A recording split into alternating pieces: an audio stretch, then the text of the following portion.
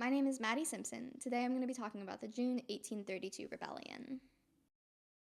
The June rebellion failed quickly, taking only 2 days to dissipate.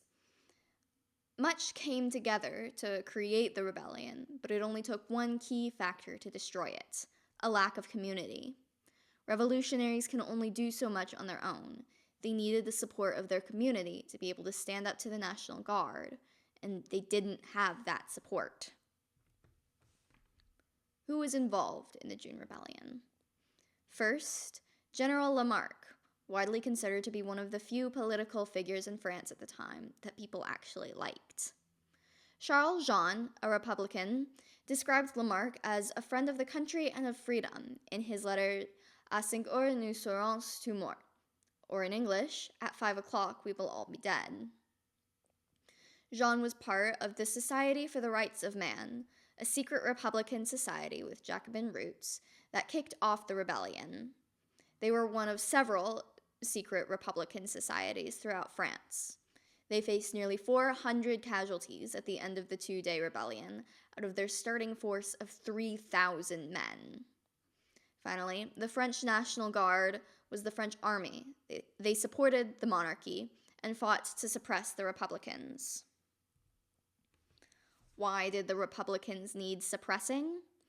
Well, 2 years previous, in 1830, the July Revolution replaced the Bourbon monarch Charles X with the more liberal Louis Philippe. Nobody liked this. Republicans resented that they had fought so hard simply to replace one king with another. Bonapartists wanted to return Napoleon to the throne, and Legitimists, or Carlyles, wanted to bring back the Bourbon monarchy. But that wasn't it. France was also experiencing an economic depression, which lasted from around 1827 till about 1832. At the same time, cholera broke out, which is what killed Lamarque. Revolution had been forming across Europe since 1815.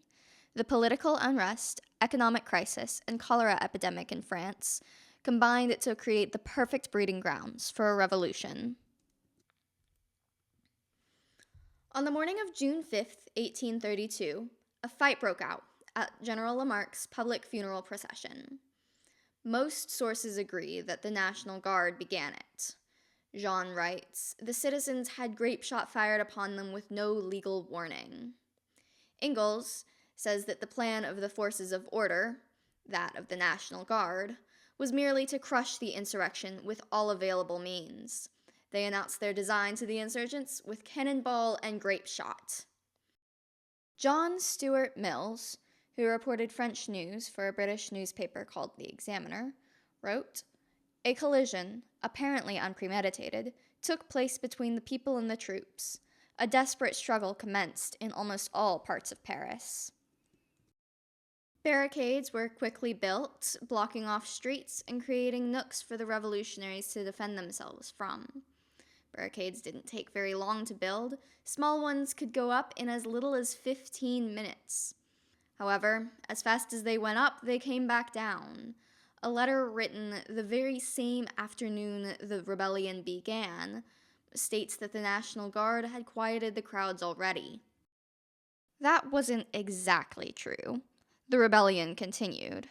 It wasn't until the following morning, June 6th, that it was well and truly over. Why did the rebellion fail? Simple. The revolutionaries lacked the support of the common people.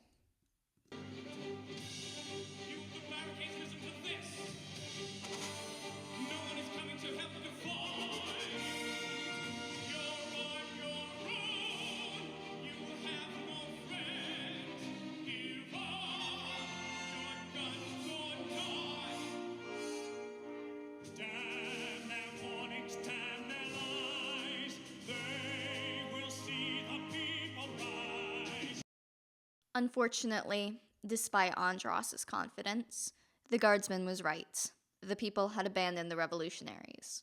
Soon, Andros and his friends would be dead.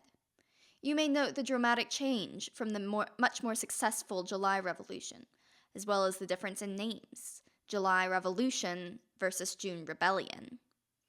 There was a powerful connection between liberal political leaders in France and the lay people. The people took their cues from their leaders, even if they didn't like them much. In 1830, the leaders wanted the revolution to succeed, and so it succeeded. In 1832, leaders wanted the rebellion to fail, so it failed. The French government also made it extremely difficult for organizations to meet up, which is why so many Republican societies were secret. The French faculty of law in Toulouse actively discouraged and punished student involvement in politics. Forbidding students' political organizations pretty much forbade students any kind of organizations. The outrage may have fed into the existent anxieties and furor in France at this time, but the strict laws also made it near impossible to actually do anything about it. In the grand scheme of things, the June Rebellion was a small failure of a revolutionary movement. It was fueled by the fiery political and economic climate and the cholera outbreak, but without the support of the people, it quickly lost steam. This only goes to show that we're lost without a community. We're lost without the support of our friends and family. In Genesis 2:18, God says, "It is not good that the man should be alone." We are meant to support, inspire, and take care of each other, and learn from the mistakes of the June Rebellion.